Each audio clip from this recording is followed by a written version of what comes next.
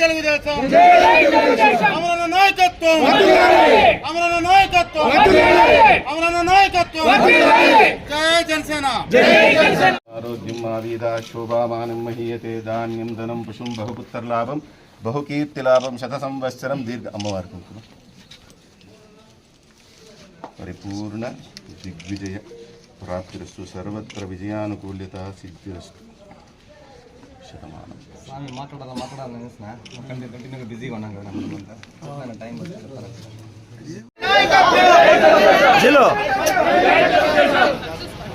అమరన్న గారి నాయకత్వం అమరన్న గారి నాయకత్వం జై తెలుగుదేశం జై తెలుగు అమరన్న గారిని స్వాగతం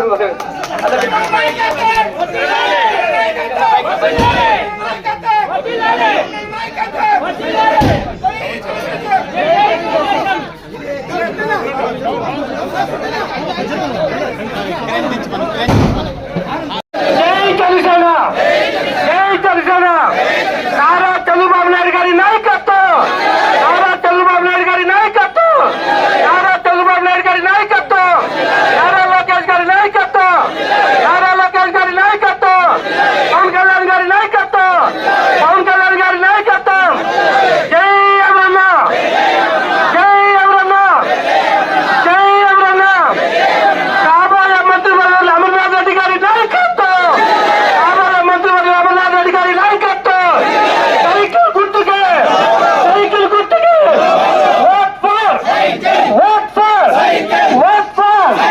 అమర్నాథ్ రెడ్డి గారి నాయకత్వం ఇప్పుడు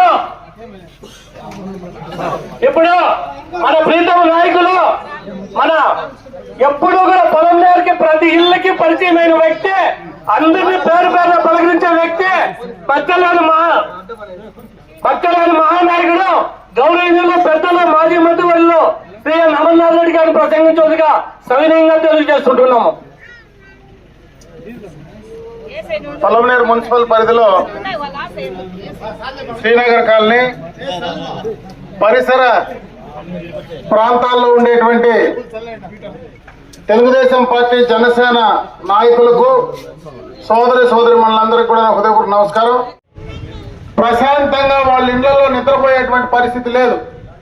నేను ఇప్పుడు మాట్లాడతా ఒక 2-3 ఇండ్లు లేకపోతే అయ్యా మేము మళ్ళీ ఈ ప్రభుత్వానికి ఓటేస్తే ఈ ఇల్లు కూడా మాకుంటుందో లేదో అనే భయం అయితే మాకుందని చెప్పి నేరుగా ఆ ప్రజానీకమే డైరెక్ట్ గా చెప్తా ఉన్నారంటే ఈ ప్రభుత్వం పైన ఎంత తీవ్రమైనటువంటి వ్యతిరేకత ఉందో ఈ 4.5 సంవత్సరంలో జగన్మోహన్ రెడ్డి ఎంత వ్యతిరేకతను కూడగట్టుకున్నాడో అర్థమవుతా ఉంది. అదే విధంగా ముఖ్యంగా చదువుకున్నటువంటి యువకులందరూ కూడా ఉన్నారు. వారందరి భవిష్యత్తు కూడా నాశనం అయిపోయేటువంటి ప్రమాదం ఈ ప్రభుత్వం జగన్మోహన్ రెడ్డి ఆలోచన విధానాల వల్ల రేపు జరగబోతా ఉంది.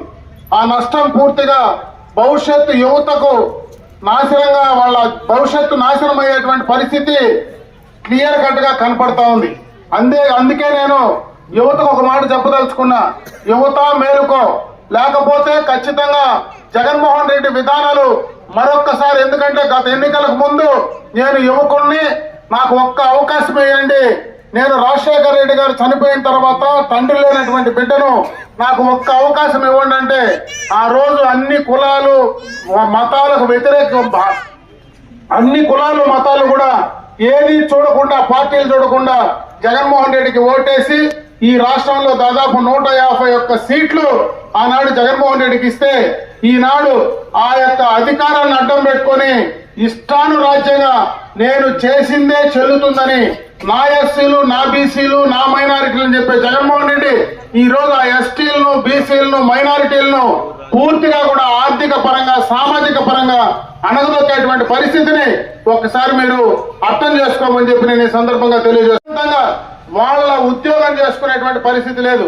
వాళ్ళ ఉద్యోగం నెల జీతం పూర్తిగా కూడా 4 రోజులు పనిచేస్తే నాకు జీతం నెలకు పడుతుందా లేదా తెలియనటువంటి పరిస్థితి ఉంది.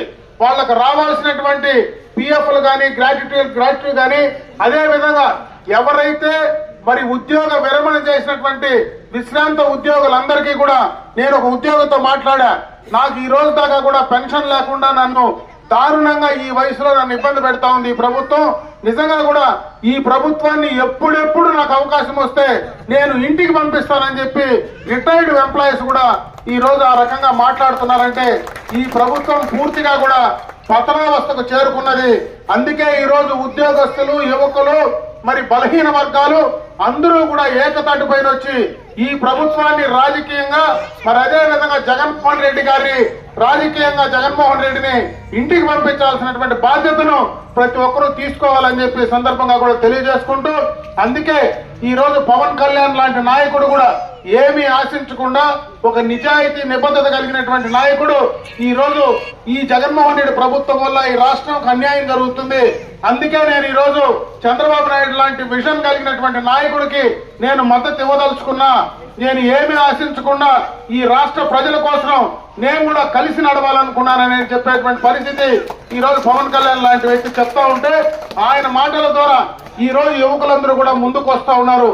రేపు ఖచ్చితంగా ఎప్పుడు ఎన్నికలు జరిగినా మరి అటు జనసేనకు సంబంధించినటువంటి యువత గాని, తెలుగుదేశం పార్టీలో అనుభవం కలిగినటువంటి నాయకుడు నాయకత్వంలో గాని ఖచ్చితంగా రేపు జనసేన తెలుగుదేశం ప్రభుత్వం ఈ రాష్ట్రంలో అధికారానికి రావడం తథ్యమని చెప్పి సందర్భంగా కూడా తెలియజేసుకుంటూ, మరి రాబోయే కాలంలో గత ప్రభుత్వంలో చాలా కార్యక్రమాలు చేశాం.